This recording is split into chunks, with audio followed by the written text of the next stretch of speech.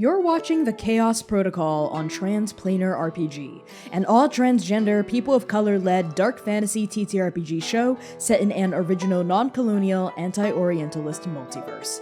If you like what you see, please consider pledging to our Patreon to support the show and get access to a patron-only after-show, early podcast episodes, GM notes, character sheets, and even the chance for your tabletop OC to cameo in our series. Thank you so much for watching, and enjoy. The Chaos Protocol is a dark fantasy series that may contain content that is triggering for some viewers.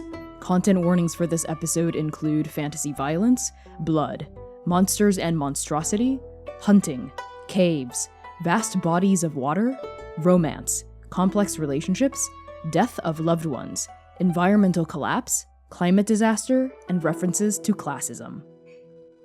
Arc 4, Episode 5, Wake Not the Flesh. From Waiting for the Moon to Burn by Connie Chang.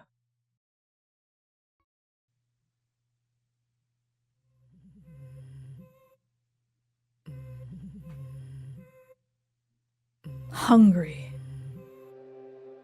Dry. Rock. Ground. Safe. Not changing. Not now. Fin. Claw. Lunge. Weightless. Splash. Sink. Water. Sink. Cold. Snail slick wall, fish scatter, bodies thrash. Hungry. Wet. Swim. Pressure. Lower. Gill, filter, water, flow, body, supple. Swim. Pressure. Lower. Hungry. Fish. Small. Stomach. Rumble. Memory. Sound. Hot blood. Hot noise. Hot flesh. Bang. Bang. Bang. Down the rock. Through the den. Hot blood, hot speech, hot flesh. Memory, instinct. Hide. Wait. Hunt. Memory, sensation. Fin, claw, lunge. Screaming, gurgle, thin pain, fire sharp face. Bite. Drag. Weightless. Splash. Sink. Water. Sink. Thrash. Mouth. Teeth. Rip. Tear. Blood. Cold. Bite. Gnash. Feed. Blood. Feed. Flesh. Full. Memory. Sound. Gone. Memory. Instinct. Now. Instinct. Here. Hungry. Now sound. Noise. Cold. Thick. Through. Rock. Above. Whisker. Sense. Size. Fin. Claw. Reach. Pull. Swim. Rise. Swim. Now sound. Noise. Warmer. Thinner. Close. Blood smell. Warm. New. Spill. Warm. But changing. Now changing. Whisker sense. Movement. Careful. Lurk. Wait. Whisker sense. Stop. Blood smell. Warm. Very warm. Thin. Close. Now instinct. Hunt. Strike Team Nova.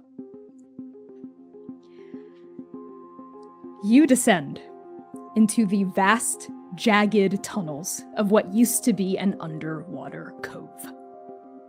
Within moments from leaving the entrance, the muted warmth of the triple suns vanishes. Your only source of light are the flickering LEDs of Seir's cybernetic horns and tail, which glow dimly in the cavern like a cold blue torch.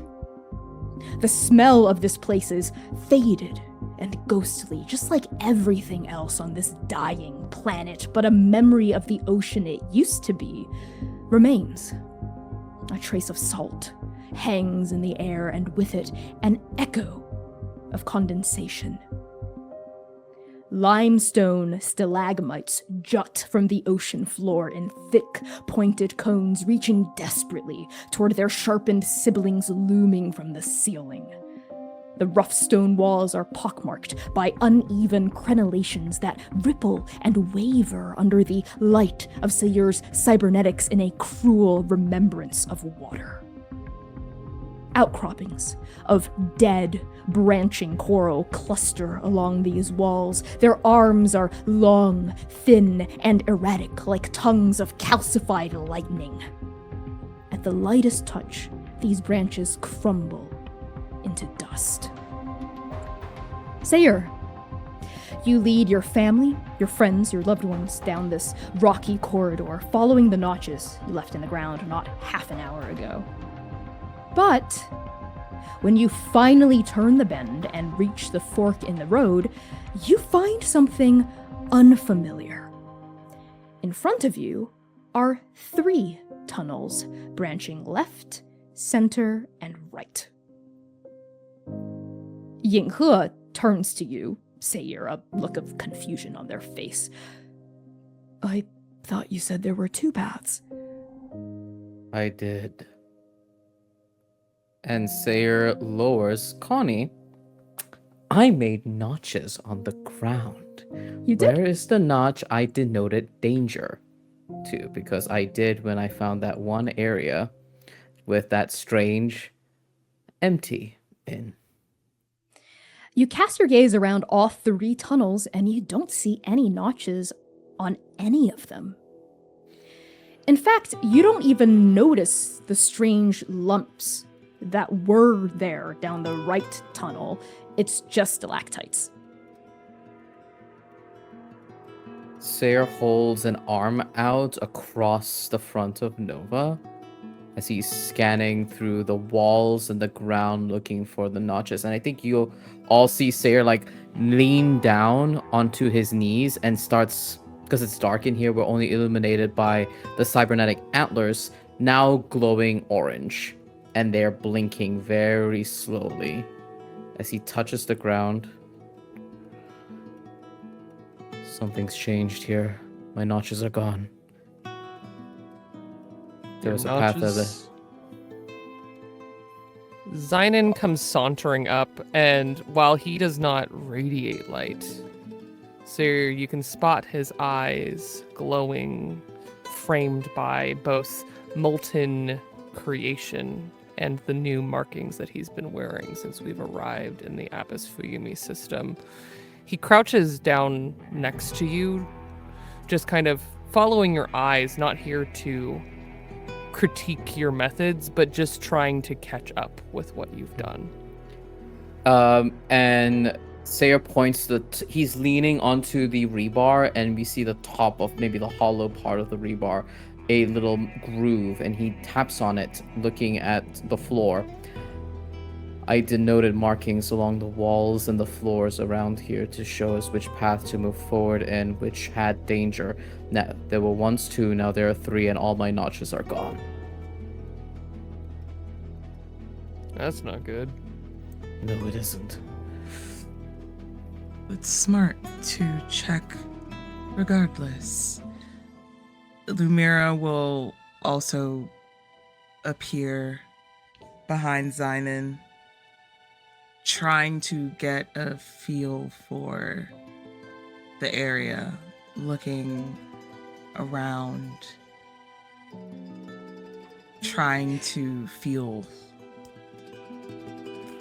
any type of weave of this place so far.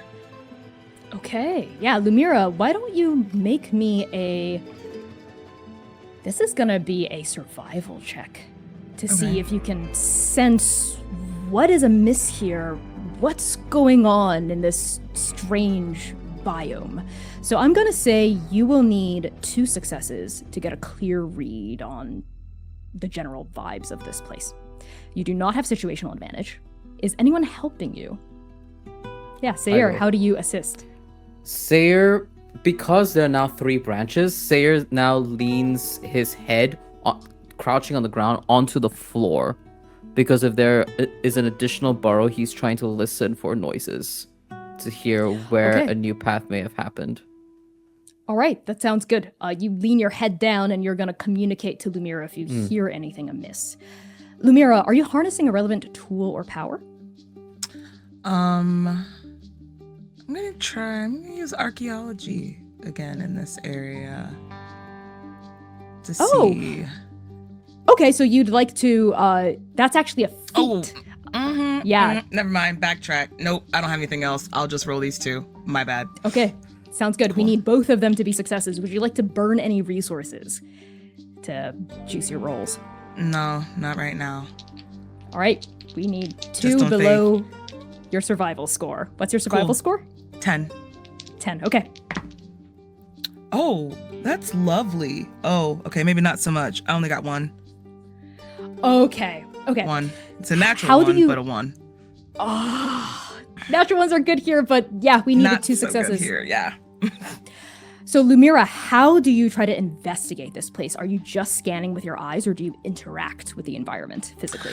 I'm interacting with the environment physically. I think Lumièra is running her fingers. She's doing a comparison. So she's finding the notches that Seir had initially had put before, and then to where he says that he had placed the next one. I want to feel if the notch is deep enough, there should be some type of you should still, even if it got like covered up or like brushed over, it should still kind of like cave in that spot. Like the dirt wouldn't be super impacted to where you have to groove dig it out again. It should be very pliable, I think. So she's trying in those areas where he marked them before to see if they've been recently covered up, like if they're just disturbed. Or if it's just disappeared altogether, like if it's just straight hard solid.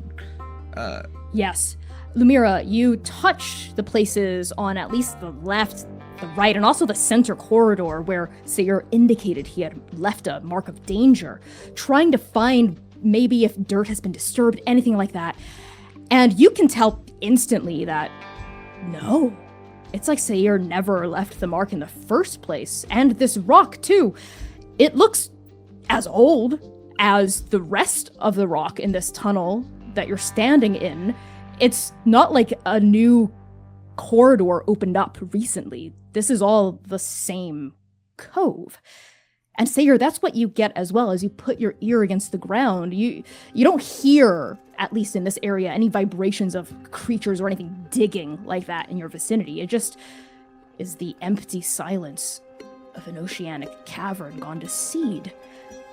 But with your one success, Lumièra, you are a time mage, and there's something eating at your calling as you rest your fingers on the wall of this corridor.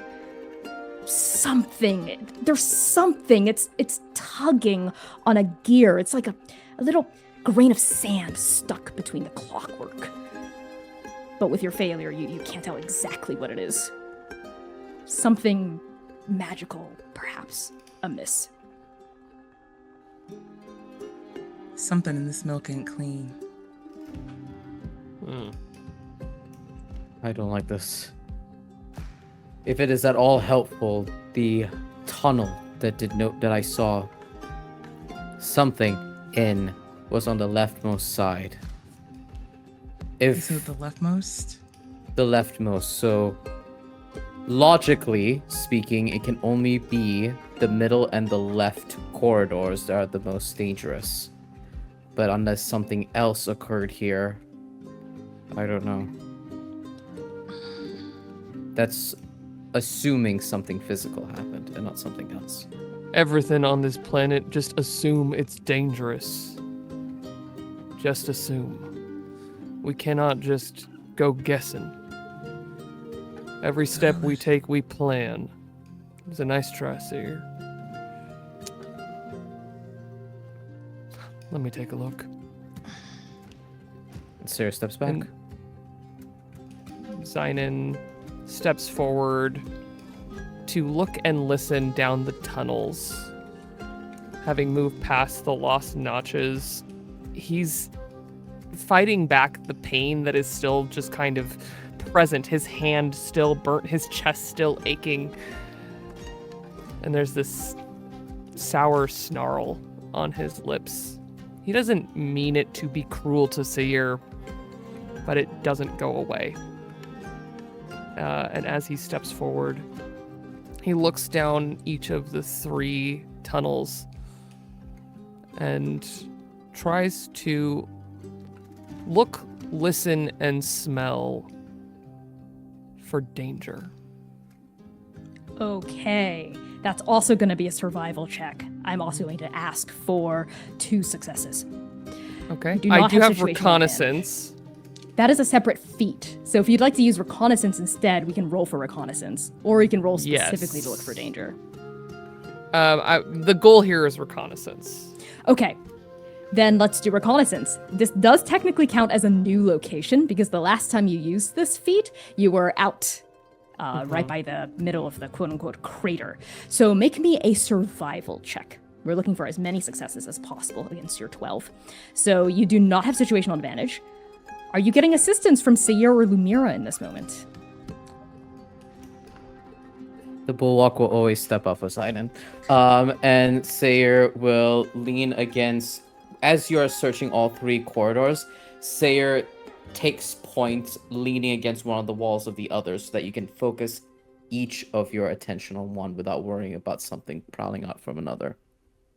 Okay, yeah, so you keep watch. I love that. Does Lumièra also step in to help here? No, Lumièra doesn't.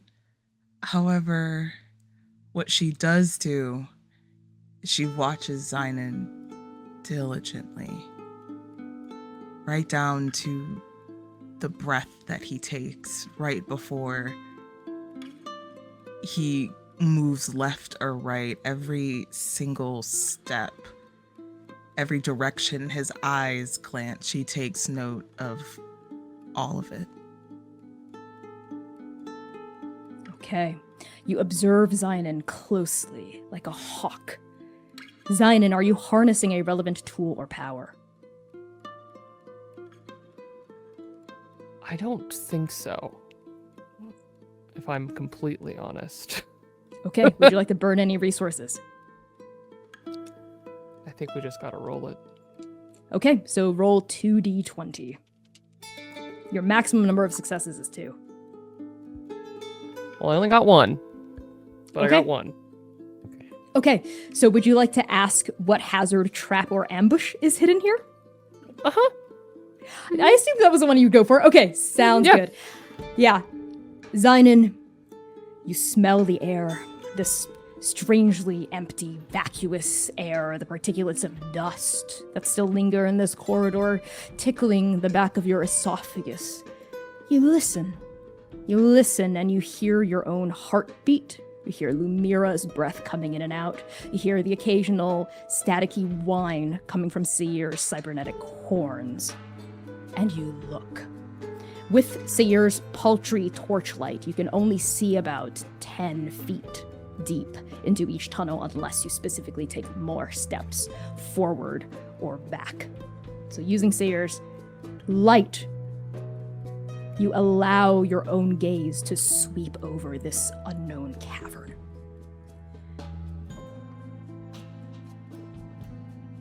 Some 15 feet, just barely within the radius of Seir's horns, down all 3 tunnels, you see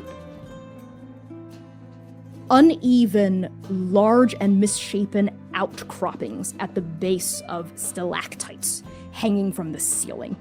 They look very similar to the desiccated coral growing from the walls, but these grow from the ceiling.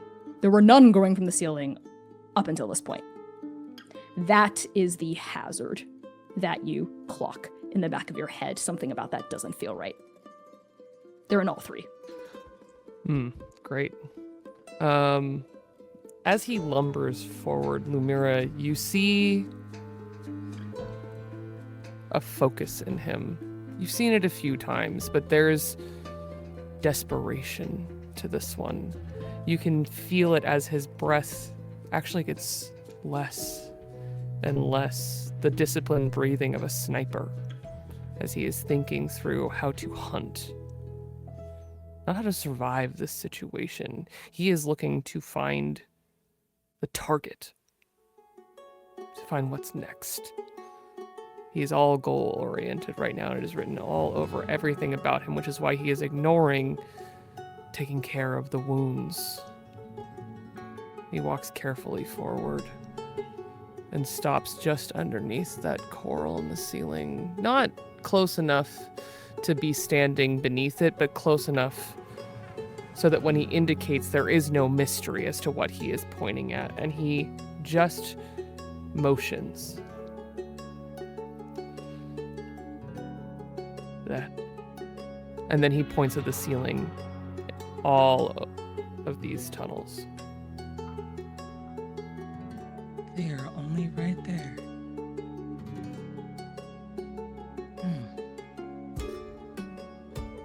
Wouldn't they just crumble to dust if we disturbed them? Maybe at most it'd be a choking hazard. We can just move quickly. Seir wants to say something, but he doesn't. His dark orange light turns red and glows very dim, as if being choked by wire. And he stares at these stalactites, and the questions burst into his middle vision of they're all there, all three tunnels, all three dangers. What is this? A network of a network of what? Surely not pearls. These are larger than the pearls. What else could be hiding in here? This is an ocean. Shut up. Xainan is leading.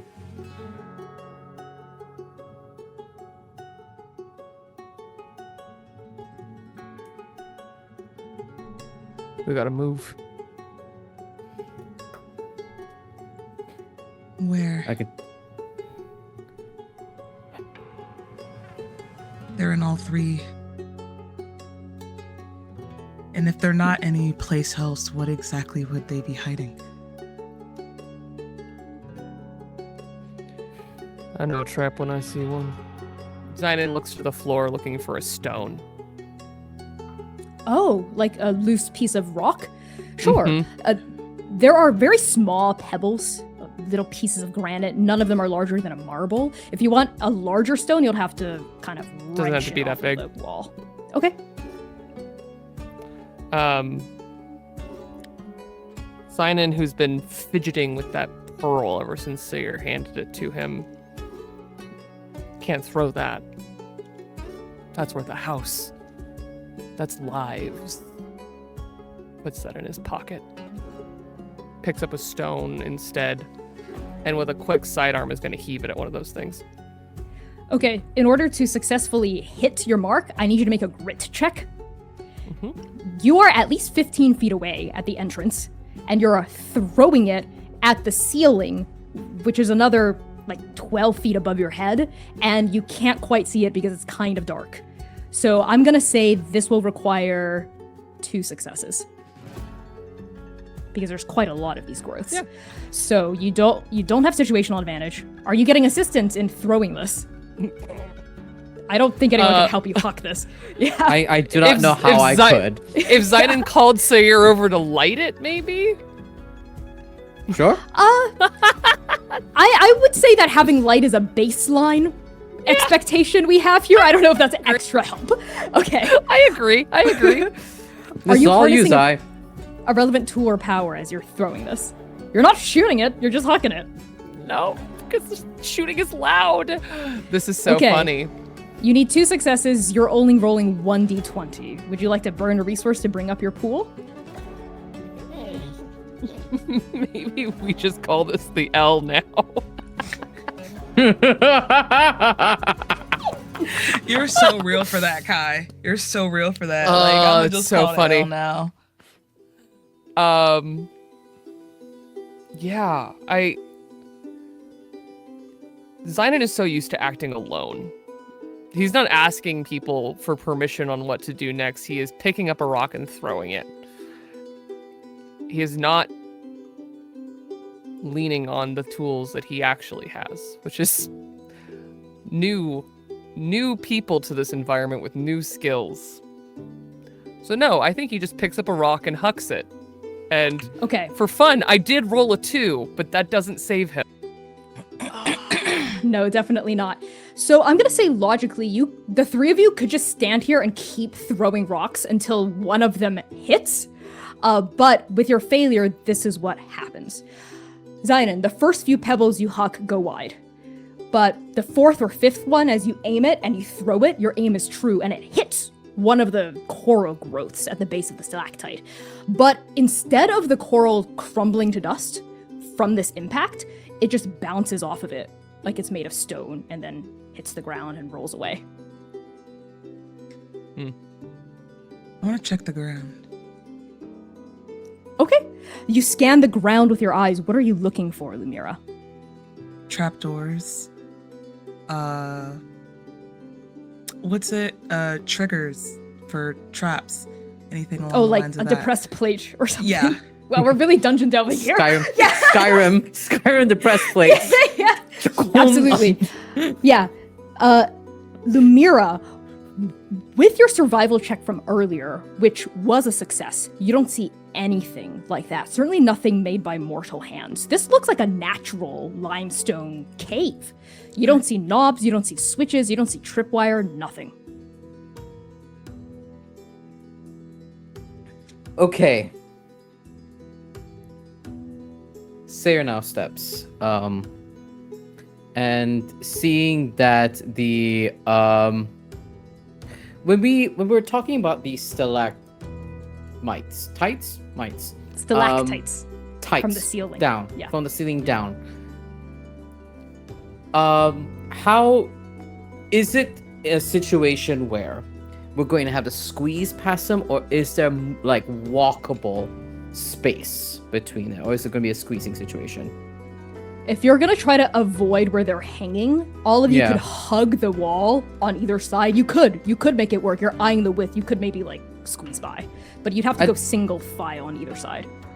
I think that's what Seir is like gauging what we're seeing, like seeing the first level of surveillance not go well. Seir moves on instinct and steps towards maybe slightly deeper into one of the tunnels, and is Which one? eyeing Which probably one? the one that Xainan was hucking pebbles into. Which the one was that that, we have. Xainan? I think it was the middle one. The middle one? Okay. Noted. Okay. Yeah.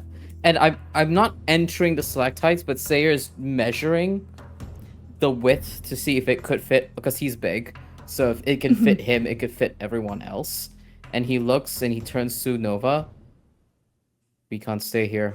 We either move quietly or we try to destroy these things. I vote quiet.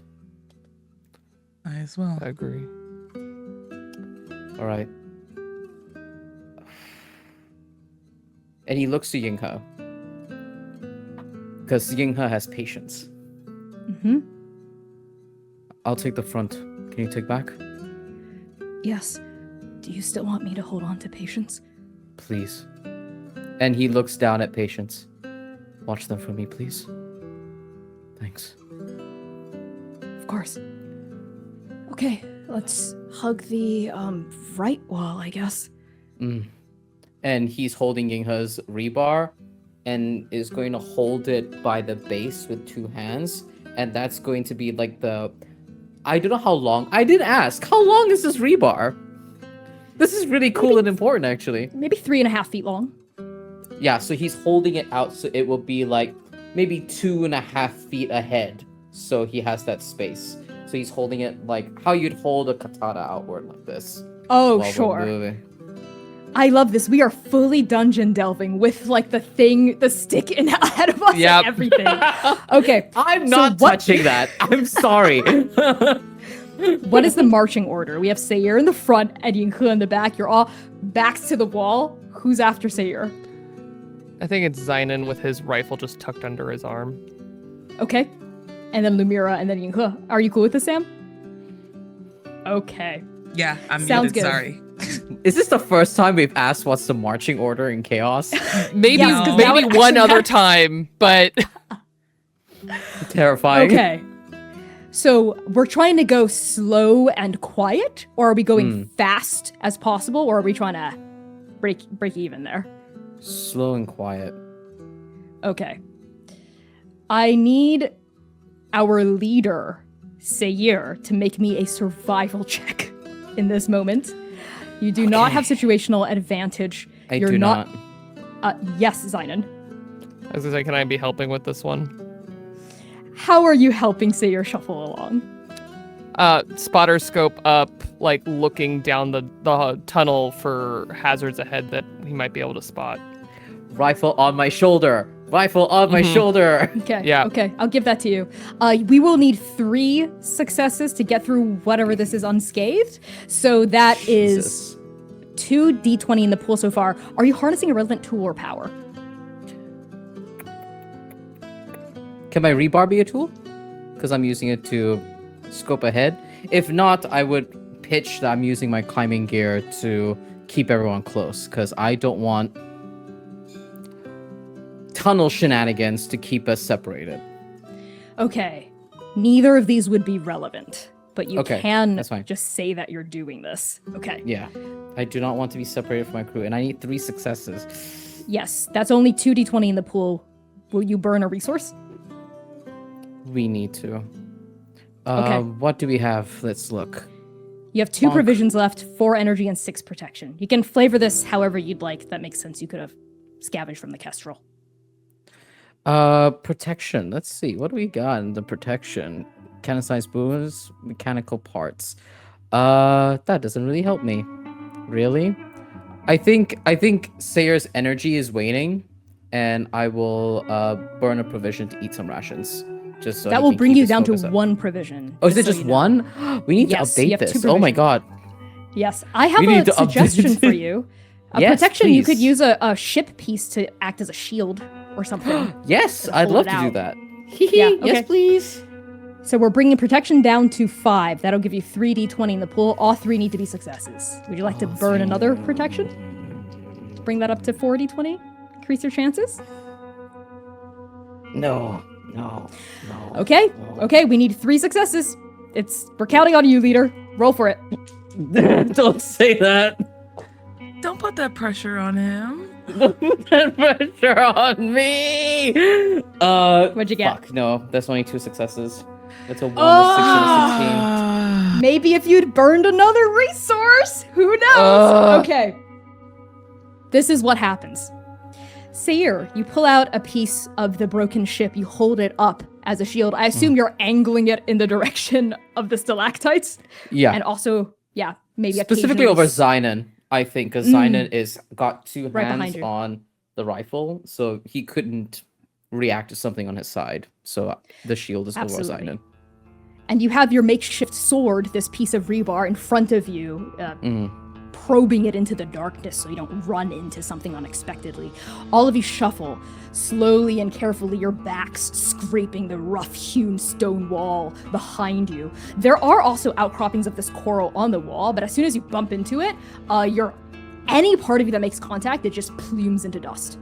So by the time you reach the stalactites with the coral at the base, you're kind of covered in dust. Your faces are painted in it, your upper shoulders, your torso a little. It takes a lot to not just cough out loud openly, and a small cloud of it starts to rise around your group. Perhaps an unexpected complication of taking this route, but there's no other way forward. You have to keep going. And then all of you start to shuffle directly underneath where that outcropping would be, maybe a 2 feet out in front of you, definitely 12 feet directly above you. And I want all of you to tell me, so that water that you have in your pouches, where is it strapped on your bodies?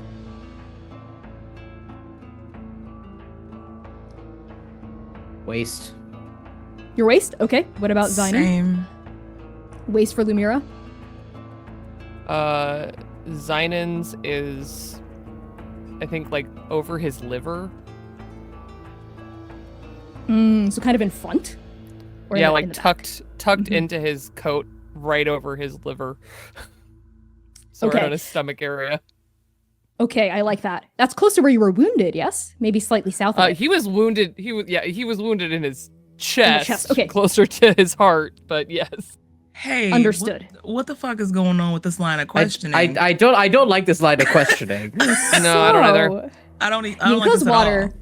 is also strapped to their waist, their sash. And as you shuffle, because of this small, thin cloud of dust, none of you realize what happens until you feel a weight, all four of you at the same time, falling onto you from above.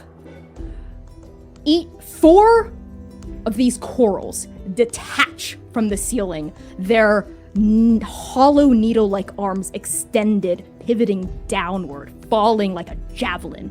And because of your failure, Seir, every single one of them finds its mark. Not into your flesh, not into your body, but toward where your water is. It cuts into yours first, Lumièra. It just slashes down the pouch, and it embeds itself into the side. And you can hear a kind of gurgling noise, and as this coral is attached to the side of your body like a large sort of parasitic entity, as it's guzzling up all the liquid. And you hear an exclamation next to you, Lumièra, as Yinghe is also attacked by a similar coral, and Xainan, one falls directly in front of you. It misses its mark because the shield was there, kind of miscalculates its trajectory, and its sharp, syringe-like arm slips dangerously close to your skin, and it embeds itself between your belt and your body, but it misses your pouch. Seir, because your shield was over Xainan, you yourself are unprotected above your head, and a fourth coral falls down and impales itself into your pouch. So those of you with corals attached to your pouches, you lose the water. Xainan, you are the only one with water left, and now there are corals on your bodies. I am knocking your provisions down to 1. All right. And I need to clarify a verb that you used. Guzzling?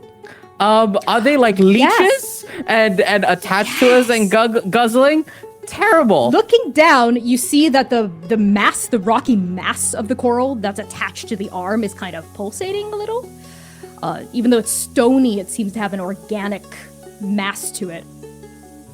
Sorry, I hear some sort of hissing in the background. That is from me. That is my bad. Something's happening in my background. That's okay. I'll take it again because I was like, what the hell was that? It's These the coral are drinking coming to sound. life. Yeah, that's how they sound. It's the coral talking. Okay, yes.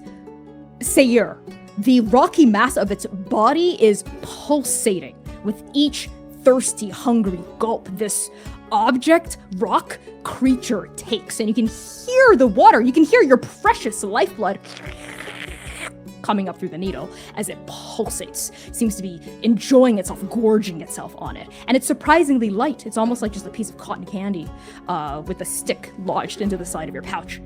Barely has any mass to it, but it's sucking all of the liquid up. And the same is the case for Lumièra and Yinghe. Yeah, no, I'm salting it. Okay, how do you salt this creature rock? Lumièra has all types of first aid-esque types of things, so of course she has smelling salts on her. Shake, shake, shake right on top of it. If I can't drink it, you sure as fuck can't drink it, fucker. Okay, yeah, you shake your medical salts over this creature, and as soon as like these flakes fall on top of its body, you see its gray surface start to shrivel and turn white, and it shrinks. And you kind of see the needle that was attached to your punctured, improvised water skin. It retracts a little, like it's alive. It retracts slightly into its body, and it falls to the ground, to your feet, kind of like convulsing as more patches of it start to turn white. fuck you, and I kick it. Okay, you kick it. This thing is not particularly strong. It's very light, too. It's like kicking a balloon. And it just kind of arcs through the air and like lands almost gently across the hallway. It kind of rolls. And you can kind of still see it squirming as though it's in pain. Its various appendages now reaching out, searching for moisture. Any moisture. What about you, Xainan? Next to Lumièra, you just hear a loud thunking sound as Xainan takes the butt of his rifle directly against his own belt to crush this thing. It hurts, but he just does it. Yeah, I'm like, sir, you're attacking your own kidneys? Have you ever had a bug land on you? I believe you have. Did you not just see what I did? Yeah. Xainan, you're thinking very things through. Easily at this like dead angle, bam, the butt of your rifle down, and it kind of squishes inward. A big concave hole appears in its body where the impact is made. And kind of like a sad, squished beanbag, it kind of detaches itself from your belt and it plops onto the ground. It's almost like it deflates a little, and you see its various appendages kind of quivering in pain. Do you finish it off? Yeah, it's another blow straight down into the dirt. Yep, straight down, ruthlessly, bam, bam, and it stops moving.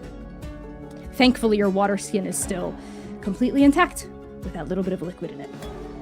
And what about you, Seir? How do you deal with your coral? As it was on my waist. Not the sizzling, not the little sizzling of the cooking happening in the background. We see Seir kind of like, because you said syringe-like, right? So Seir puts the rebar beneath it, hucks it upward, just shoving it, and once it's on the ground, I think there's a moment where he stares at how the tendrils move, just for a moment, to see how these creatures move and detect water. Yes, it's almost like a living sponge made of rocks with hollow spikes sticking out of its body. There doesn't seem to be an upside or a downside or a left or a right. It's just a blob of stone with hollow arms. As you plop it onto the ground, it's kind of like wiggling on its back, ? And trying to move toward you. Kind of sloughing like a snake. I think in this moment, like watching that, Seir takes the bar, like just watches it how it moves for future, and then clinical just to stop it moving, and then take a step forward and say, and look to the rest of Nova. I think we gotta move a little bit more quickly. Yeah. You all notice that Yinghe had carefully, avoiding all of the spikes coming out of its body, plucked the coral off of their now broken and punctured water skin, and gently, with a kind of sad look on their face, set it onto the ground behind them. You okay? Oh, yes, I'm okay. They really could have attacked us, but they went for the water instead. I feel kind of bad for them, but we should get going. And Nova. Go ahead. I was gonna say, Lumièra kind of looks towards where she kicked hers at, and it looks like she contemplates it, like Yinghe's point of view, for just a second before she goes, "Our bodies are made of 90% water, so it would have been us anyway." And turns.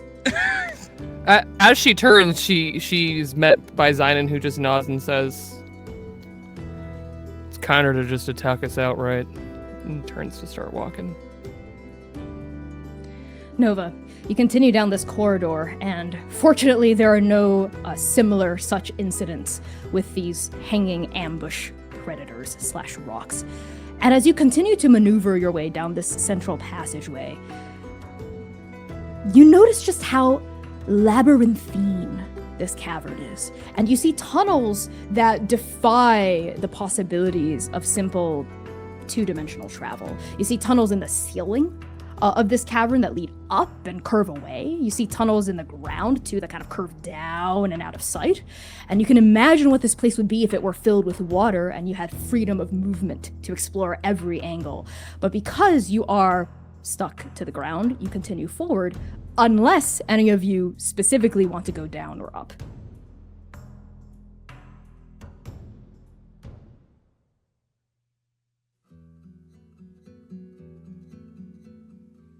That sounds like a terrible idea. Yeah. I'm like, both sound awful. As we travel, Xainan does look down them, but he isn't looking to go down them. But the ones above and below, he is just marveling at how much water there used to be here. And it's a little all-consuming as he just follows Seir and hunches even more protectively over that water bladder tucked against his skin.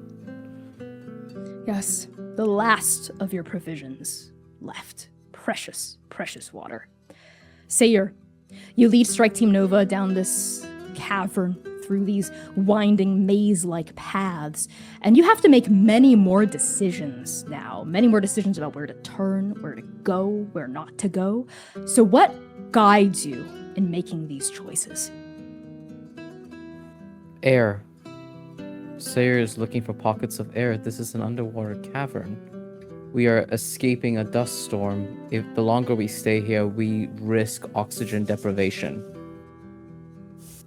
And I think that's what mainly drives Seir, is looking for places that we can recuperate, get a sense of where we are, but also eventually an escape. Eventually a way out of here. Because we will die in these caverns if we remain here for too long. We're only here for the storm.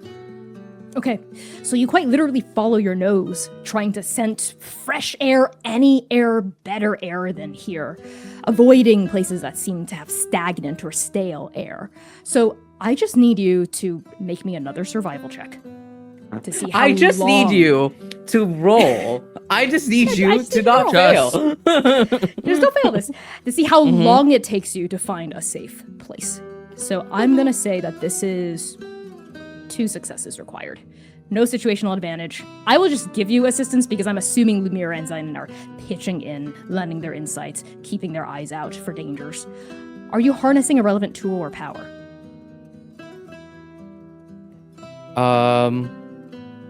I think, if you would allow me, I think there are moments where Seir like climbs a little further up to smell if air is coming in through above us or not. But just using the climbing gear for that, just to get a sense of smelling for air. Okay, I like that actually. So that's 3d20. Would you like to burn any resources to add? No. Okay, we're looking for 2 successes. Go for it.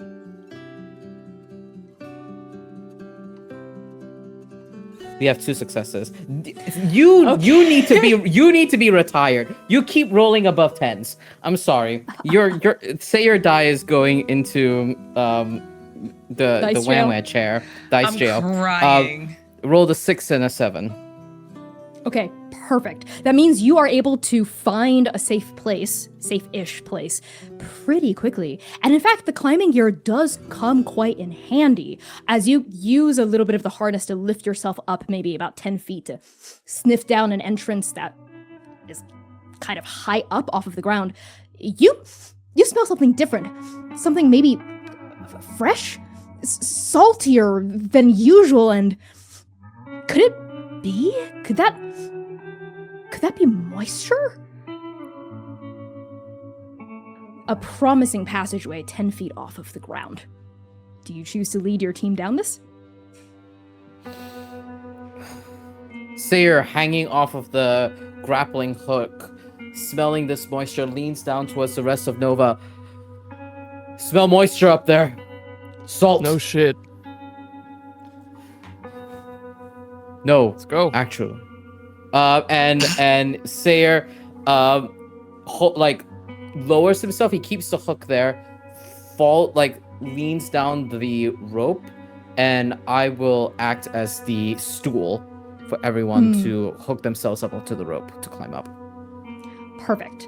Xainan first, and then Lumièra, and then Yinghe, and finally Seir. Now you bring up the back of your party as you clamber the 10 feet upward and then spool the rope back up behind you. All of you progress down this now significantly narrower tunnel, rockier, more uneven than the other ones. Careful not to misplace your footsteps. And then finally it gently slopes downward, and the first person to notice this is Xainan. This tunnel drops pretty suddenly, maybe a 5-foot drop into a large chamber. Much larger even than the entrance chamber, quite big. You even see lining the walls and the ceiling and a couple places on the floor of this chamber, more tunnels leading to different parts of the cove. But what draws your eye the most is the center of this cavern. There's a large depression, a huge hole actually, at least 50, maybe 60 feet wide, and pretty far deep and down into this hole, maybe 20 feet down, past kind of like slick looking walls, is water. Back when the water must have reached the top of this lake, this chamber, it would have been a large body of water. Now it's barely just a puddle, but it's water. Holy shit. And it takes all of his power not to run in there. But Seir, you feel him push against your back. There's water in there. It's lots of tunnels in here. That's so interesting. Interesting, Connie.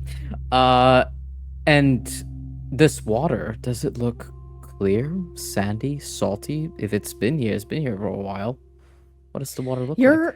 You're only about 40, 50 feet away. Your light your light barely bounces off of the walls. You can tell it's water because you can see the light reflecting off of the surface. But from this distance, it just looks black. We need the water. And I think Seir looks to the rest and makes a hand motion to be quiet as we slowly, while gathering the rope, while we're in this sort of more level position, creep in a little closer to get a better idea of this open cavern, what this place is. Okay, one by one, each of you hops down the 5-foot drop into this cavern. Take your bearings, you look around. And as far as you can tell, you're the only ones here. You don't hear anything else. You don't see anything else. It's just your own shadows being cast in these uneven, flickering directions from Seir's cybernetic glow. And yes, the refraction of light off the surface of water. But as you look closer at this water, you notice something else too. It's not just Seir's antlers and tail that are glowing. There are tiny, tiny, tiny little bioluminescent specks inside the water of bright neon colors. And they're moving. Hey, Zai, what is this? You recognize it? Do I recognize it, Connie? So Xainan, Haruna Valley, and indeed all of Keseki, is a very, or rather, was a very colorful planet. Much of the flora and fauna was bioluminescent. This is a very normal and common part of your world, so it's not unusual or a inherently dangerous thing for things to glow, especially in the dark. If I'm honest, I've never seen the sea, so whatever these are, I don't know, but seem pretty normal to me. It's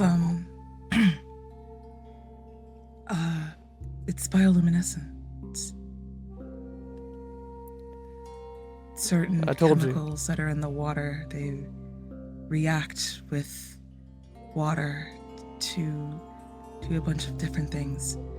It's purely alchemical, but a lot of stuff here does that, even in the open air. Told you. Long night cycles. That's why we have this. And he points to the markings on his face. makes sense. I'm gonna walk up closer to the water. Okay. Lumièra, you carefully approach the edge of this hole. And like I described earlier, the surface of the water is maybe 15 or 20 feet beneath you. So it's a bit out of reach. You'd have to like use Seir's climbing gear and rappel down to touch the surface of it. But as you kind of peer over the edge of this hole, sure enough, you see bioluminescent figures flitting all over this puddle, this tiny little pond in what used to be a massive ocean. You see creatures, yes, creatures, some the size of your fist, others much smaller than that, flitting and swimming about. As you squint, you're able to notice on the edges of this pool what look to be transparent sea snails, each the size of fingernails, all clustered together. You can see through their shells and into their bodies, all of it pulsing with a kind of dull blue, green, pink light. And you also see the fish kind of skidding around. They look like small little minnows, perhaps, the size of them anyway, none of them larger than the length of a finger. But they're also pale. They're not see-through, but they're very white and very colorless. They don't seem to have eyes, but they have stripes down the sides of their bodies that glow. I'm so sorry you've been down here this whole time. With nothing else out there. And Lumièra will turn back to Nova. It looks like there's, like, sea life in the water in there, too.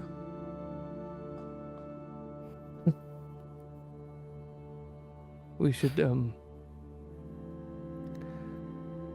And you see conflict in Xainan. Life. There shouldn't be life anywhere. Everything died. That hunter instinct at war with... You see it, Lumièra. You've been looking so closely and watching. Hope. Because not everything died. If you can get me some of that water, I can probably start working on making it drinkable. Okay. And Lumièra turns to Xainan, noticing that look of conflict in your eyes. She can kind of figure what it's about. And she just turns back and looks up at you. Her eyes brimming with reverence and respect. And a little bit of that hope, too. You're still here. So not everything is gone. It can't all be. Look. And she points down to where the water is for you to see for yourself. Very tenuously, he just nods and takes one heavy-booted step and another until he is looking over and seeing a part of his home he never knew. But he's never felt more at home since arriving here on this planet than looking down at sea life. And he crushes down the part of him that says to drain the whole puddle dry just to drink a gallon of water. Because it's gotta be balanced. We cannot take everything. And he just stands there. And that conflict, that torrent, the waves crashing inside of him, he just stands there and looks down the hole.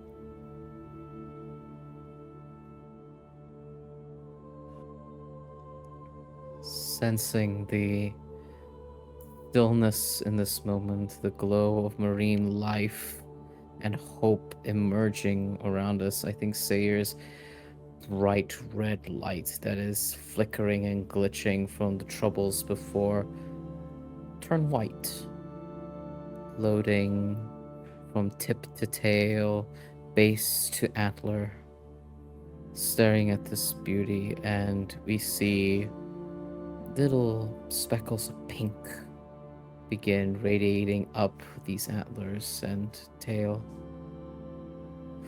before coming back to the reality that this is probably the earliest point of water we will receive for a while. I would like to try and fashion us more robust holders for our water, seeing how easily they were pierced, and I would like to use some of our protection to fashion us some hardier pouches. Pouches seems like an incorrect term for something made out of metal, but something a little better than that. Yeah, like your water bottles. I like that. Yeah. So I'm going to say it'll just take one provision as you use appropriate scrap metal from the Kestrel. Excuse me. It'll just take one protection as you use appropriate scrap metal from the Kestrel. So we're bringing down 5 to 4. You're able to now reinforce everyone's water bottles. Similarly, Yinghe had been looking into this puddle transfixed, their silver eyes reflecting the bioluminescent glow inside this puddle. And then they stepped away, and you all noticed that they're pouring the reactor fluid from the energy resource that you have into these clear containers, putting up essentially like improvised torches around. So it's not just Seir's antlers and tail lighting the space. They kind of set them down onto the ground and on ledges that peek out from nearby walls. Yeah. I'm going to spend 1 energy to just do that because having light feels important. How punctured are our water skins? Like, is it a big hole? Is it a small one? A small one, maybe the size of a large coin. But with Seir's reinforcement, he also fixes them. Oh, okay. Okay. Cool. We get a hydro flask. We get a clean canteen out of this. Okay. Yes. So Lumièra will reach out for her water skin and ask for can I see your rope, please? I'll hold you. And then Seir will come really close to you, wrap a reinforced loop around your waist, not dissimilar to that moment in the Wild Sea where he reinforces the rope around your waist and he looks at you. I won't let you go. And then he brings the grappling hook around the bandolier and his leather harness, hooks it tight, and then stands in a wide stance and slowly pulls some rope for you to lower yourself down. Yeah. Lumièra will reach her hand out, very gently rest her hand on your forearm. I know you won't. And will lower herself down to the lake. Okay. Lumièra, I'm going to ask you for a survival check to make sure, 1, you retain your balance and you don't slip and cause Seir to have to overcompensate and right you, and 2, that you're able to harvest as much water as possible without any other complications coming your way. I'm going to say you will need 2 successes. I will count Seir's assistance as help. You do not have situational advantage. Are you harnessing a relevant tool or power? Yeah, you're using your water bottle and you're using the climbing gear. Yeah. So that's 3 d20. We need 2 successes. 2 successes. Against your survival. Okay. Whew, that is a 6. And hold on, I can't read this. Why are you so difficult? A 6 and a 10. Tension. I'm I can't read it. I can't read it. Yeah. So both successes. Yeah. Perfect. The other one was a natural 20, so we're not going to talk about that. We don't look at that one. We don't talk We're about gonna talk water. Lumièra, you brace the soles of your shoes against kind of the wall of this hole, and the lower you descend, the more slippery it gets until you're right above the surface of the water. You can see where the water eats at the rock. There's kind of like a biofilm of brackish algae growing there. And you can see little fish darting away from you, away from the motion, away from the movement. This large shadow of yours now falling over the surface of the water. You lower this metal canteen into the water. Your fingers graze the liquid, and you are caught by how cold it is. Very, very cold, extremely cold, almost freezing. You're surprised it's not ice. But you're able to kind of brace yourself and not drop the bottle out of shock as you dip it in, and we hear a guggle, guggle, guggle, guggle as water rushes in to fill the vacuum, and you're able to fill it all the way to the top. Because you succeeded, do you try to catch any fish inside the bottle?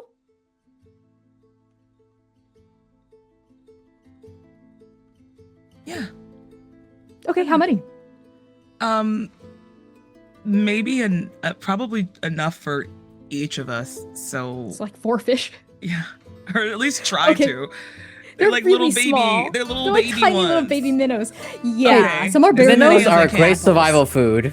Yes, As you're many able to as I catch. can. Yeah.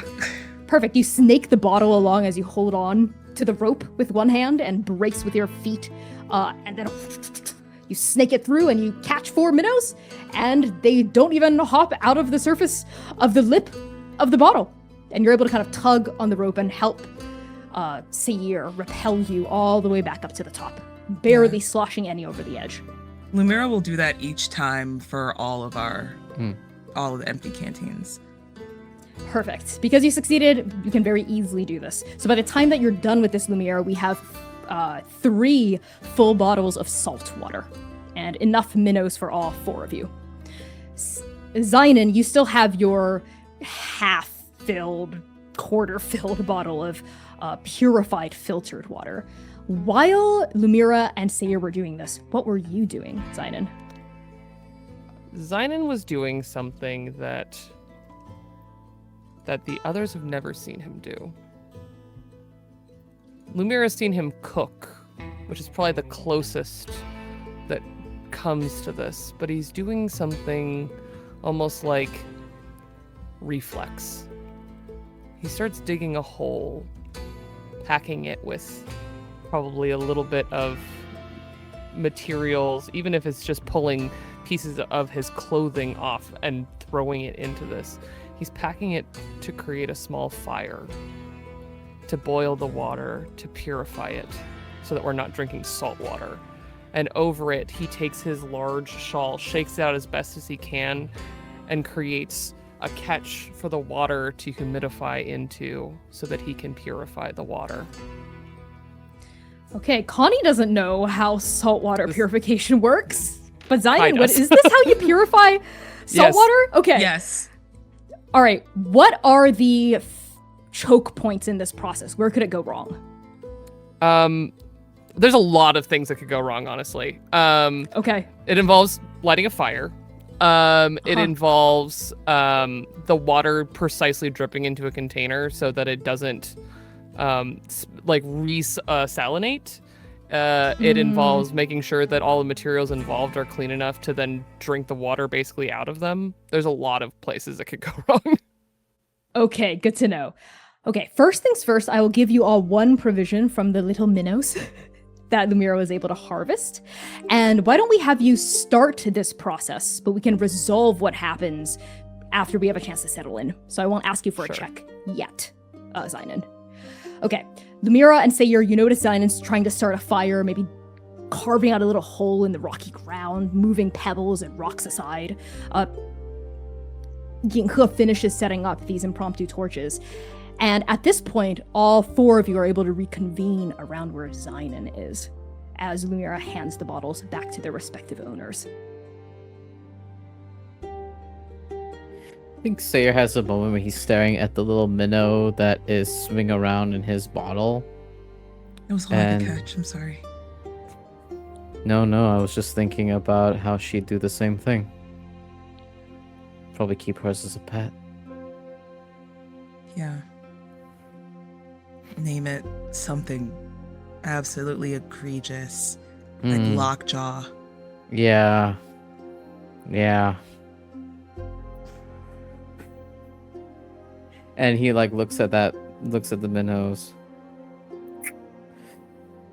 Yeah, it just feels, and then he just kind of smiles for a little bit, and then he just keeps the bottle in his hand and on his person for a little while before smiling at Lumièra and saying, "Didn't think you'd have an inclination towards pets. Fish of all pets." Well, I mean, if you're gonna have a pet, a fish is probably the best one.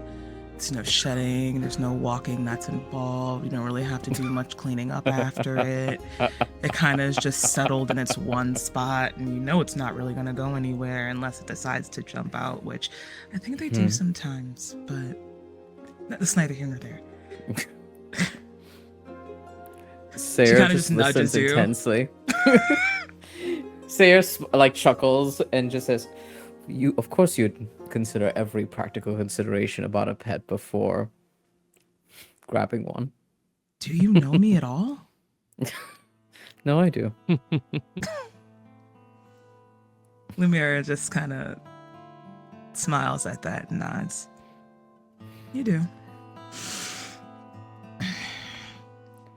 He stares at you for a little while before color rushes to his cheeks and he exhales slowly, watching Xainan slowly build this fire and watch this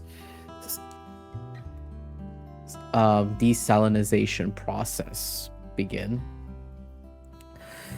And I think what I'm going to do while we're all getting settled in is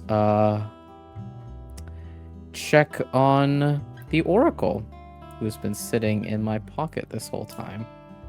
And I think while we're talking, like, Seir goes, "Speaking of pets we need to tend to," pulls out the sphere from his pocket and goes, "Hey, you still alive? Still with me?"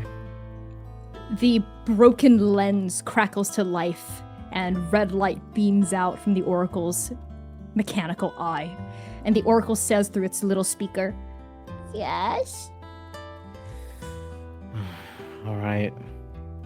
Let's take a better look at you now we have a moment. Are you gonna fix my eye? There's two of you. Isn't that your greatest nightmare? Two of me?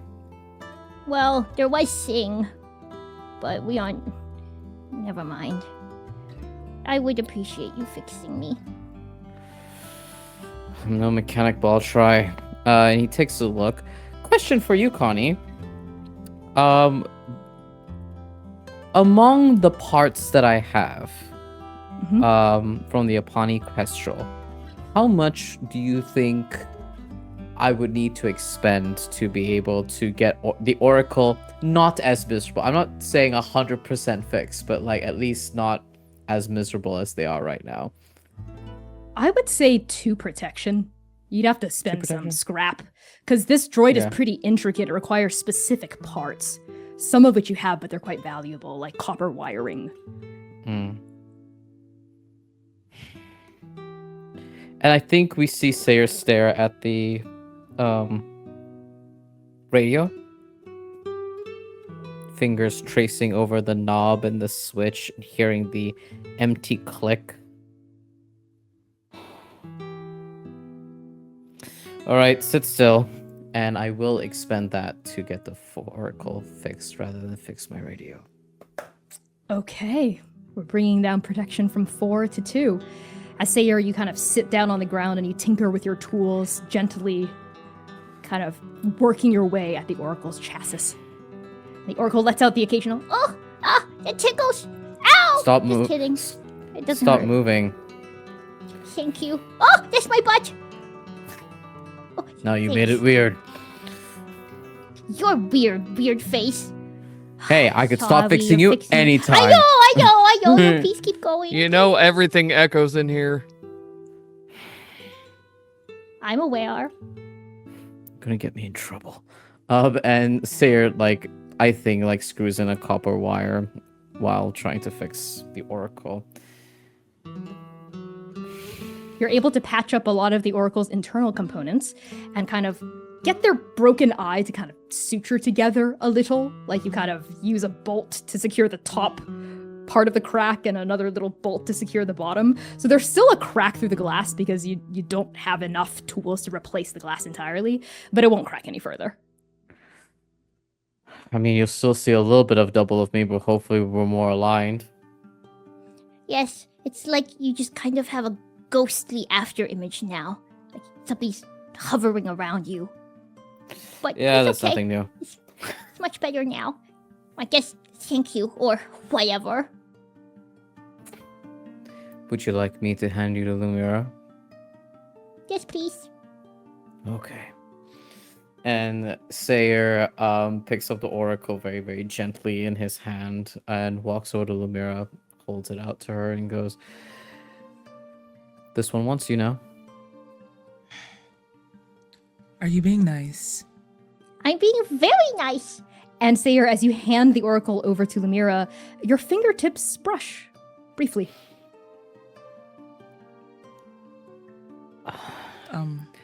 Hey, look, I just wanted to say about Doom, my creator, father. I didn't mean it to keep it a secret from you. Any of you. I didn't have enough answers. I honestly still do not know what to make about the whole thing.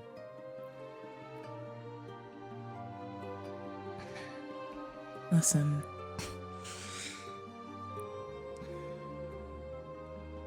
You told us. That's yours to keep. Everybody's got their thing. That's one way of putting it. And I think there's a silence that permeates the air for a moment as Seir, like, hovers by you for a moment. Did you need anything else? I was thinking we could, talk about what happened,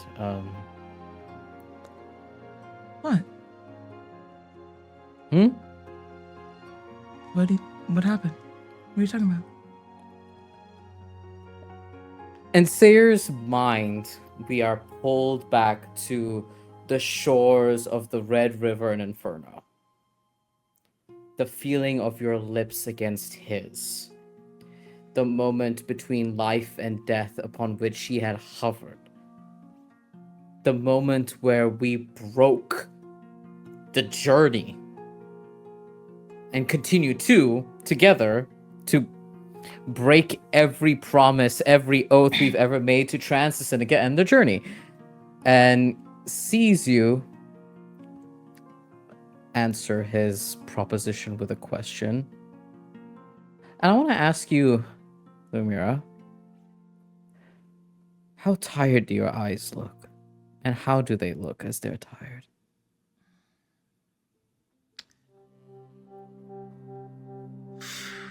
Jesus Christ, Val, what a question. You're welcome. One that I was not ready for at all. Okay, You're welcome. let's see. Lumièra's eyes when they're tired.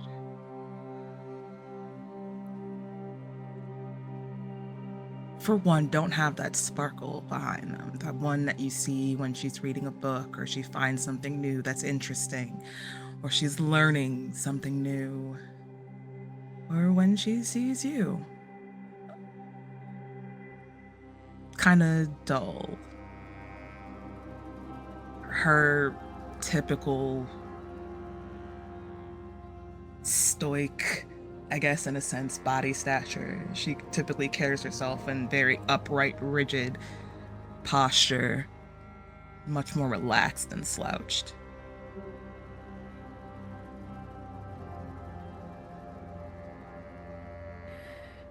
Every truth that Seir ever wants to know or feel from you, they just have to look at your eyes. And the truth you give through your eyes to them, what he takes from it. Bad time. Bad time. Very bad time. And he is reminded of a moment in the wild sea where he had put his foot in it, really. Allowed bitterness and insecurity to step before the love he has for you and the relationship that you both have. To question you about the observatory. The moment we shared, could have shared back then. And Seir can taste Oregnus. Even these many months later, the taste of oil, fire, and ash right at the back of his throat and tongue. And feels that warning to back off. And we see Seir's pupils turn to pinpricks. And the kind of tail and antlers that were glowing a lilac, almost like the color of an orchid. Dimly glowing in the antlers turn to white and buffer a little bit before he goes, nothing pressing. We can chat about it later. Listen. And Lumièra will walk up to you and put her hand on your shoulder, looking you very genuinely in the face. I know you're worried about Xainan. So am I. Yeah. We'll do this the same way we always do. Together. Yeah? Yeah. Right.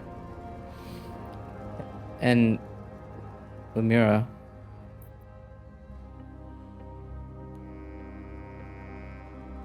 rest, okay? And his hand wants to go up to your face. They hover halfway above his waist and below your shoulder. I'll let you pamper that one, right? Don't take up too much of Lumièra's time, right, Oracle? Yeah, okay, I won't. Yeah, you rapscallion, you, wall, stone, Yinghe! And Seir, you walk off. We pan past your antlers and we hold on Lumièra's face. What expression bleeds through the cracks in your mask as Seir turns away from you? Lumièra's eyes are shut, and she takes a deep, shaky, steady breath. Her palms are damp and she knew exactly what Seir was talking about.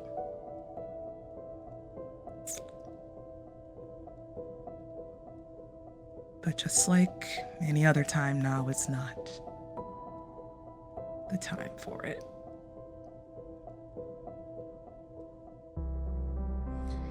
Mira, as you turn your gaze away and start setting your mind towards something else, as you physically turn, you find Yinghe not by Seir's side, but right in front of you. They have a habit of sneaking up on people, sneaking up on you. Usually you're able to catch them, but this time they do catch you off guard. And those silver eyes are unblinking, unmoving, straight bored into your own gaze. Are you okay? I'm fine. Hey, listen, I just wanted to say that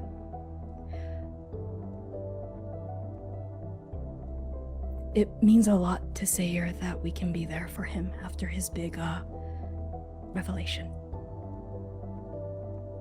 Yeah, I mean, I wouldn't abandon him. Of course not. I would never, abandon him either. And Lumièra, you notice on Yinghe's expression the same thing you noticed back in the cavern, back outside of this space. Let me rephrase it. That was not very elegant. And you notice on Yinghe's face the same expression you noticed much earlier in the day, which was a complete lack of surprise or shock at Seir's confession of his maker. Walk with me for a second. Okay. And Lumièra will step a little off over to the side, away from Xainan trying to purify our water and Seir looking over whatever, and focuses directly onto Yinghe.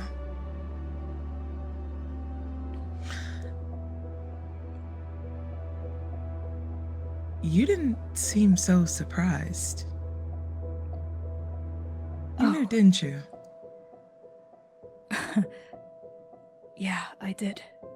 I've known for a while now.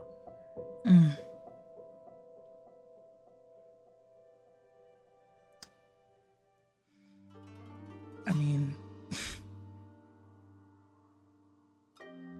not that it was necessarily your business to tell, but you don't think maybe urging him a bit more would have been something that we needed to know? I did try. Sometimes with him, it can be hard to get him to open up, but I'm glad I was able to be there for him in Inferno. And I'm also glad that he finally opened up to you and Xainan. I could see how much keeping it in was hurting him. Just like how much keeping it in hurts you.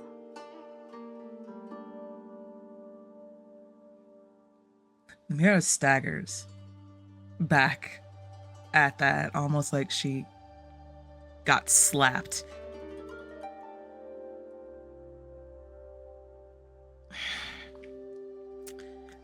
She rolls her tongue across her teeth, biting back. You can tell, biting back her initial reaction to lash out. Reel it in a bit.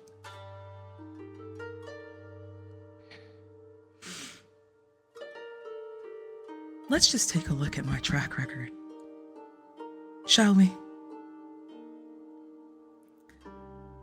I told Nova what happened between me and Fate. Seir died. He died. And all of us lost our homes.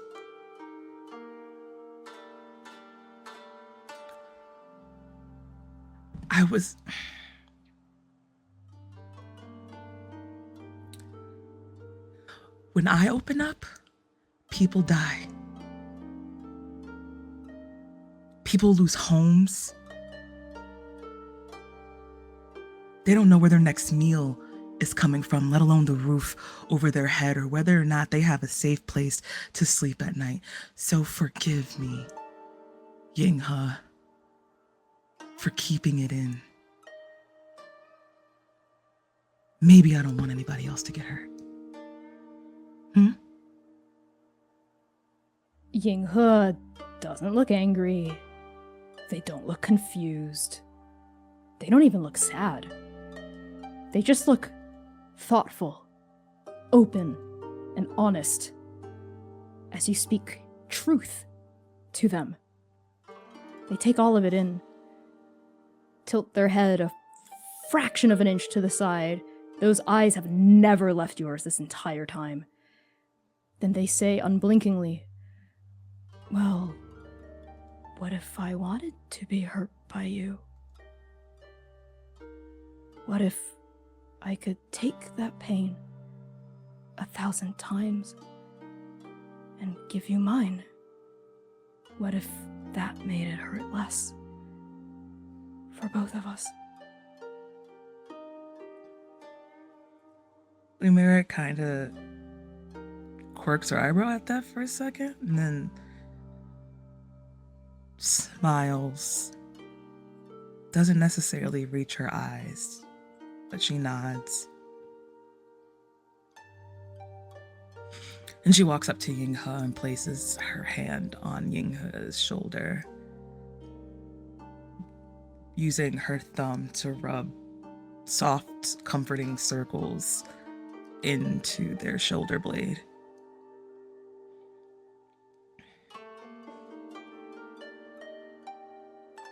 I would never wish this on anyone else. This is my cross to bear and mine alone.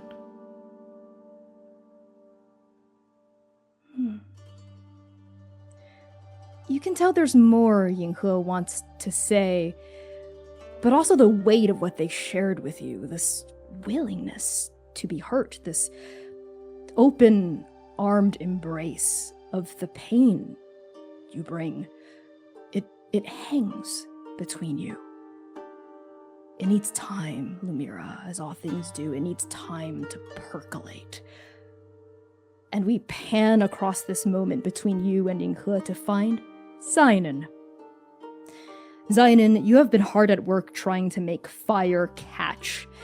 It's very difficult. You're not getting any good luck here. There's no good flint, no good tinder.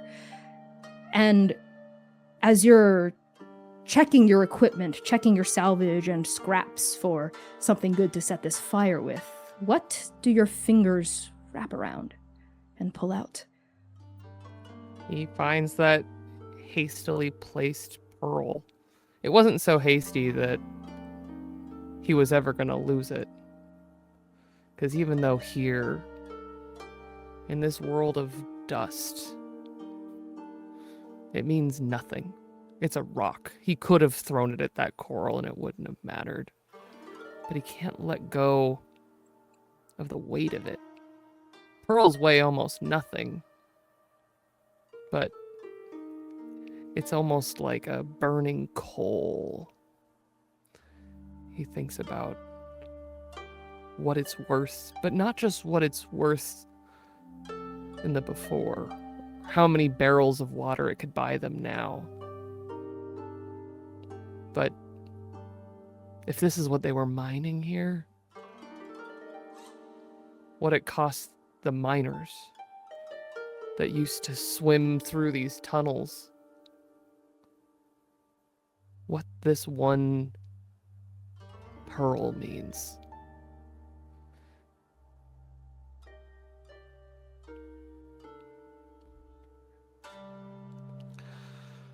And as he works, looking and stops and touches this, a face floats to his mind that he hasn't thought of in so long. He can't even name the duration at this point. But Xainan is a man of many griefs. And this one, tender and sad, doesn't hold him like the ghosts that he has fought with, searched for, ran from. This one is just held with love. Kindly older person looking down. Oh, he was so small back then. His grandparent.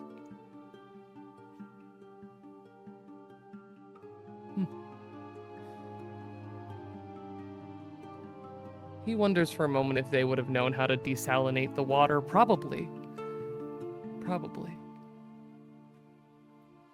But they never had to test that.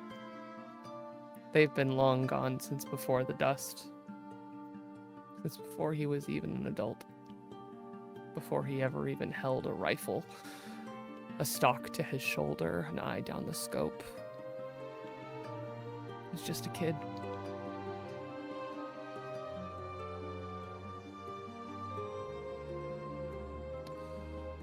And in that memory, he sees his ma, his Ima, And he even thinks about what this pearl would have meant to them. All the work for the steading. The slow sinking of money as the world cost more and more. It would have given them more.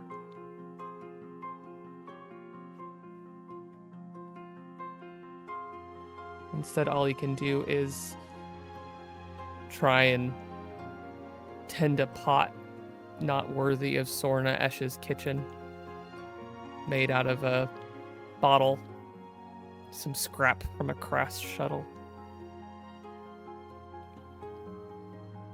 But in this moment, he does find comfort that she would have been proud of him.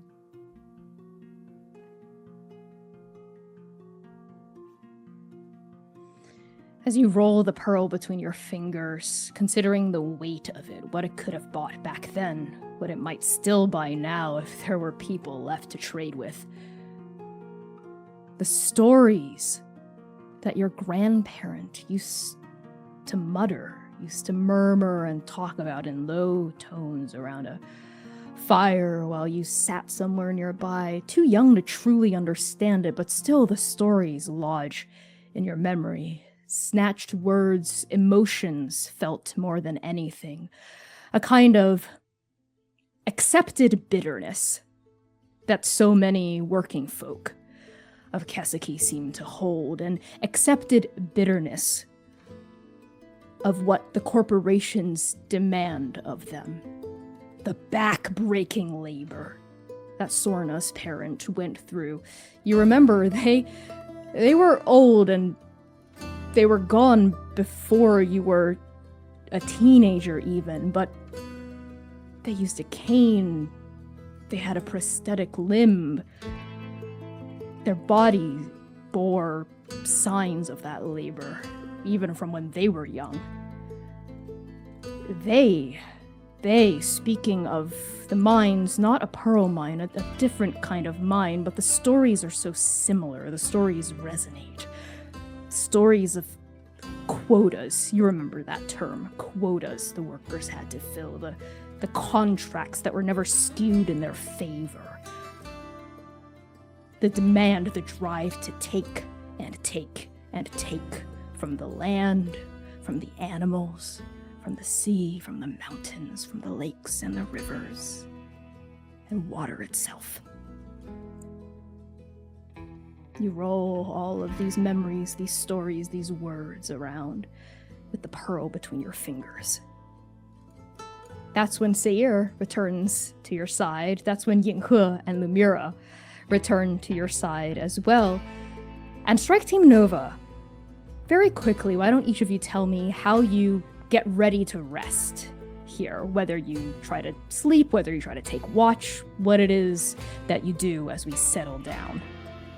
Let's pan over first to Lumièra.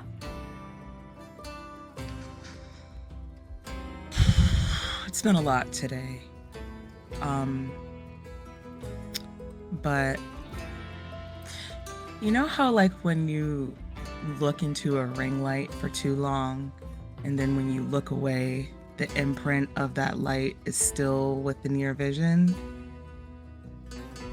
Lumièra's had that black hole imprint in the periphery of her vision. This entire time warping what she sees, warping how she reacts. She's a bit on edge. And much like when Lumièra is on edge, she doesn't sleep. So she props herself up in a corner and pulls out her chronology book and will sit cross-legged, open the book across her lap, and start to read. Pan across you with your book to find Seir. Seir is so restless. He is, one moment he is looking at all the different entrances / exits of this kind of main chamber. Then he sat cross-legged by a rock, with charcoal in hand, attempting to draw or sketch something, but nothing comes out. It's just pathways and pathways within a jagged cavern entrance that he scrunches up and tosses away. And Seir begins at some point mindlessly pulled out the radio and is just clicking the knob, pressing buttons, clicking the knob, pressing buttons, and the only thing that's going through their head is this idea of rumination of every single choice that they have made up to this point. From the water in the ship to Xainan being stabbed by that strange segmented tongue, to entering the caves, putting the notches going missing, navigating the caves, losing our water, and Seir's just feeling that cost. The cost of every choice. Choices that he stands behind, that he would make again and again. They only had limited options. Click, click, click, click, click, click, click. But the cost. So much cost. And I think those blue eyes follow across Xainan for a moment, and they jump away as if a finger touching fire, feeling that anger, that sharpness from Xainan. Every failure, click, click, click, click, click. And I think as Seir settles eventually to sleep after taking watch a couple times, just curls up by a rock, and we see the lights begin to dim in his cybernetics, turning again and again and again. Every choice, every cost. We pan across your blinking cybernetics to find Xainan. After making as much progress as he can on desalinating the water, Xainan, satisfied that he can't do more in this moment, especially with everyone beginning to settle. He starts to hum. Just a quiet sound that at this point I'm sure every member of Strike Team Nova has heard him hum. He doesn't sing it, but he hums a lullaby that he has hummed since he was a child, remembering his parents singing it to him and him singing it to Doxa. And it soothes him. And what parts of him aren't soothed by the lullaby are soothed by the same thing he did as he sung it to her, sitting alone against this howling darkness. He sits watch till he can't anymore. Strike Team Nova, whether you show it or not, you are exhausted from the tribulations of your first day on Kaseki. This exhaustion sinks deep into your bones, pulling your broken mortal bodies toward rest, toward sleep. Xainan, you are the watchful eye of Nova. You are the man who calls himself a survivor, the man who defends his flock from dangers both known and unknown. Your rifle is out, of course. Your gaze is steady and fixed on all possible entrances, all possible exits. You stare at the tunnels whence you came, the tunnels bathed in shadow. Your eyelids feel heavy, so heavy with the weight of the sutured injury still clawing at the trunk of your body. The weight of your body struggling to recover on fresh and remembered trauma. You feel your mind wandering toward slumber even as you school it to try to stay awake. But a warm, distant feeling washes over you, rising from the depths of your troubled subconscious. And the next time you blink, you are no longer inside this cove. You are home. And you are not alone. We're gonna cut to break there. All right, Transplay Nerds, thank you for tuning in so far to the first half of this stream. We'll be back in just about 10 minutes as we take a bio break. So I recommend to all of you, grab some much needed water, stretch your limbs, grab a snack if you need, and stay tuned for the ads from our incredible Arc 4 sponsors. We have a new one from the Working Families Party, so keep your eyes out for that one. See you soon. Shpisho, bisho.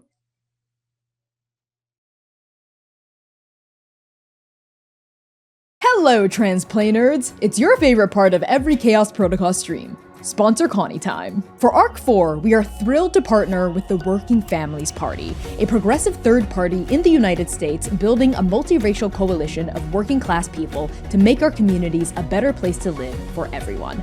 The Working Families Party is fighting for universal healthcare, taxing the rich, and higher wages. If you're in the US and you want to make a difference in your community, I highly recommend checking out the Working Families Party and getting involved with your local chapter. In fact, let's take an action together right now to sign a petition by the Working Families Party to break up big media companies. This petition means a lot to us as indie actual play performers telling authentic stories, fighting censorship, and resisting authoritarianism. Go to bit.ly/WFPtrans and add your name to the list. By signing this petition, you will join the Working Families Party's mailing list and receive opportunities to help them organize, educate, and fundraise. Let's build a better future together. Howdy, Transplay Nerds! It is, once again, Sponsor Connie time. Arc 4 is proudly sponsored by Hero Forge, a website where you can design and print your very own custom miniatures. But you already knew that, didn't you? Because the spectacular Hero Forge has sponsored us every single arc so far. We've stuck together through all sorts of exciting updates, like Hero Forge Pro, statuettes, color-printed plastic, premium plastic, but now, it's time. It's time for one of the most exciting Hero Forge updates ever. Custom dice. Hero Forge is now offering 3D printed custom dice, where you can put literally anything into the clear material of the die. Each die is printed in the same layers as the item or character bust inside of it, resulting in a solid, perfectly weighted chunk of math rock. You decide the size, color, and shape of your die, the size and color of the numbers on top, and, of course, what the die contains. Put a frog in it. Don't die-lay! Visit bit.ly/transforge to design your very own custom miniature or custom dice today.